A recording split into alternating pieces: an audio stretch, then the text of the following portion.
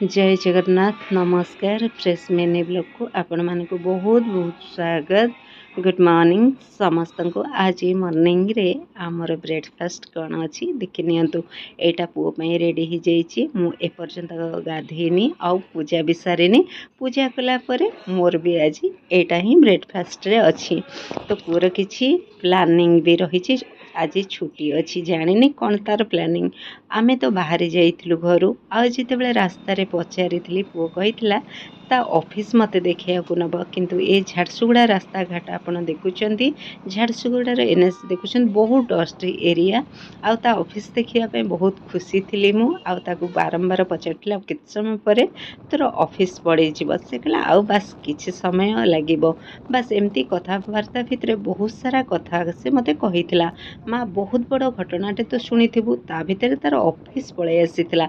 एटा हूँ तार ऑफिस झूम करके देखो ऑफिस पाखु मात्र 200 मीटर दूर रे पुलिस गाड़ी रो दुर्घटना विषय आपण माने जानिथिबे जोटा समस्त को बहुत मर्माहत करिथिला।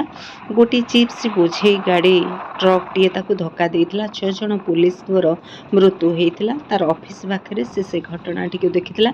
एमती बहुत दूर आमे कथा हेकरी जाइथिलु। तापर पळे आसीथिला गोटे ब्रिज आसीथिला।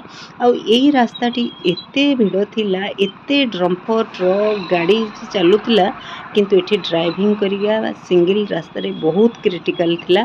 कोठी की जाउछु आउ तार जहा सरप्राइज टी से मते कहि नथिला। बस एभली अवस्था रे वीडियो नै पारे।